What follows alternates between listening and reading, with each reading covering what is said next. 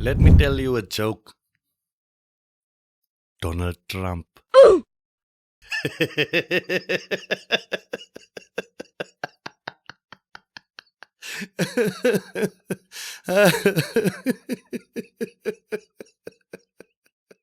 What happens when one of Donald Trump's loudest allies suddenly turns against him over the most controversial files in modern American history? Not over taxes, not over elections, not even over power, but over Jeffrey Epstein. Because in late 2025, Washington exploded into chaos after Congress began demanding the release of sealed federal Epstein documents. And standing at the center of the firestorm was someone nobody expected to break ranks with Trump: Marjorie Taylor Greene. The same woman who defended Trump through indictments, investigations, impeachments, and non-stop media attacks was now publicly accusing him of protecting powerful friends. Then things got ugly. Trump reportedly called her a traitor, a lunatic, even gave her the new nickname, Marjorie Traitor Brown. The MAGA movement split in half. Republicans turned on Republicans. Threats were allegedly made, and within months, MTG announced she was resigning from Congress entirely. So what actually happened? Did Greene uncover something bigger than politics?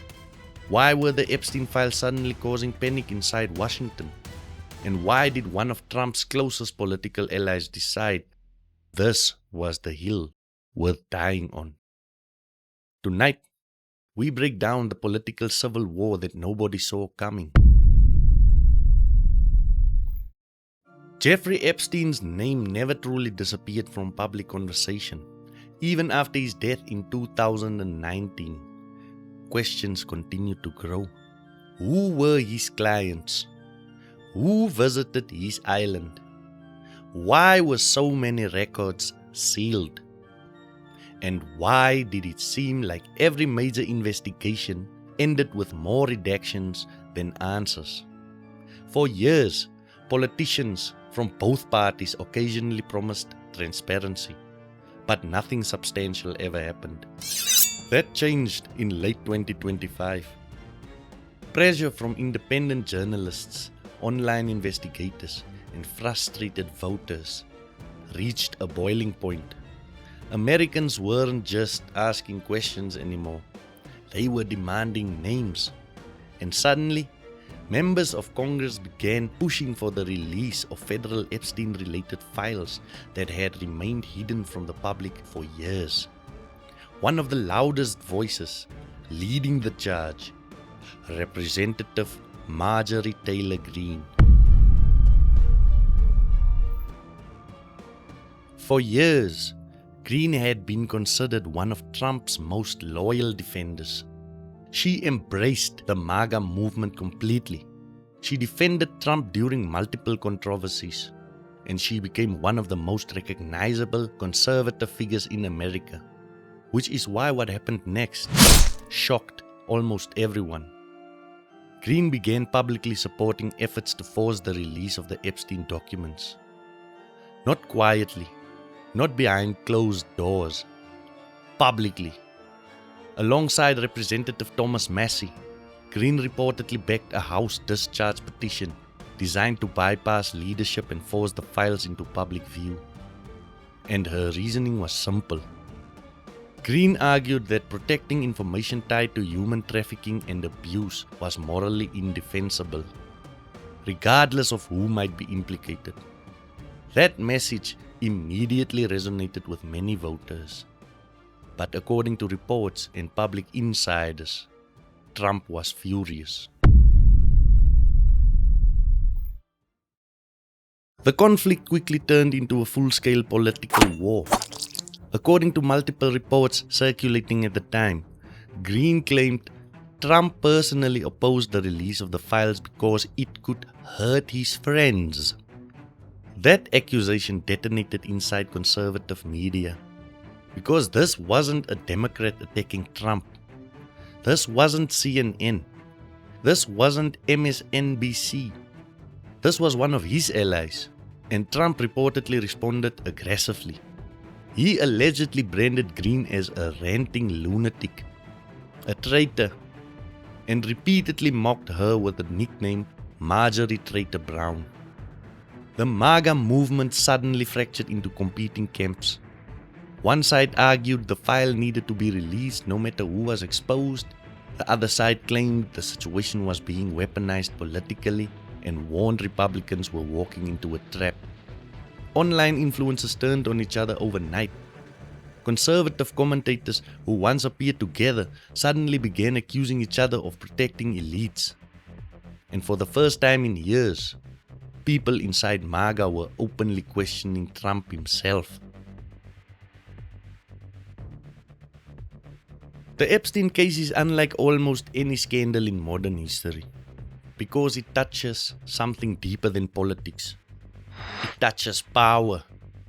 The public obsession with these files comes from one central belief: that powerful people operate under different rules. For years, Americans watched celebrities, billionaires, politicians, royalty, and executives become linked, directly or indirectly, to Epstein's orbit. And every time new records emerged, more questions appeared. That's why the issue became politically radioactive. If names were hidden, people assumed there was a reason. If documents stayed sealed, people assumed that someone important was being protected. And Greene understood something many politicians didn't. Ignoring the issue could become politically dangerous, especially with younger voters and women voters demanding accountability in trafficking cases. According to reports at the time, Greene even warned Republicans that refusing transparency could seriously damage the party's credibility. Then the story became even more dramatic. Greene later claimed that after pushing for the release of the files, she and her family received threats. She described intense backlash from figures inside the MAGA movement and accused powerful political forces of trying to silence the issue. Whether people believed her or not, the pressure clearly escalated. Then came the announcement that stunned Washington. On November 21st, 2025, Greene announced she would resign from the US House of Representatives. Her resignation would become effective January 2026. Officially, multiple factors were cited, but the Epstein Files conflict was widely seen as one of the major breaking points. Think about how unbelievable that is for a moment. One of Trump's most loyal allies walked away from Congress after a public war over sealed Epstein records. That alone tells you how explosive this issue became behind closed doors. Eventually, under mounting public pressure, additional Epstein-related files were released. But the release itself only created more chaos.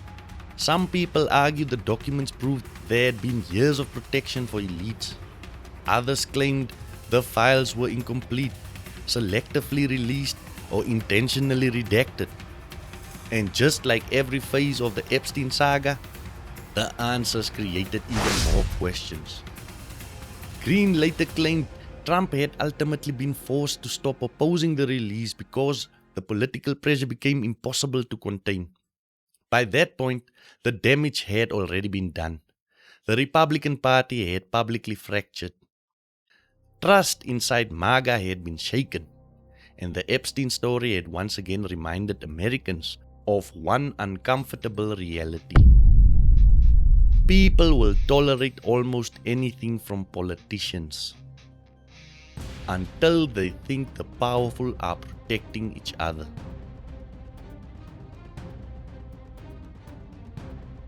Whether you support Trump, support Greene, or distrust both of them entirely, this story exposed something much bigger than a political disagreement.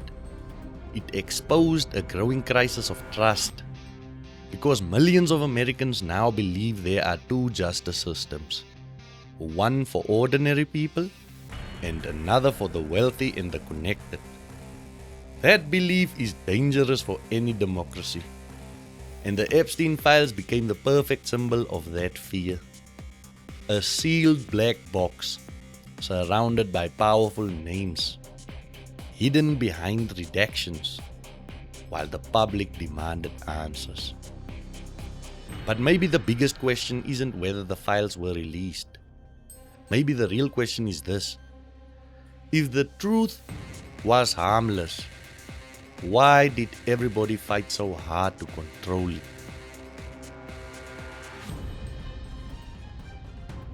What do you think? Was Greene exposing corruption, or was this entire battle political theater? And do you believe the public has actually seen the full truth about the Epstein Files? Comment below.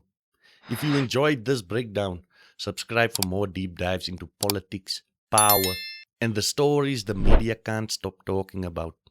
And remember, sometimes the biggest stories aren't the ones being hidden from you. They are the ones everybody suddenly stops mentioning.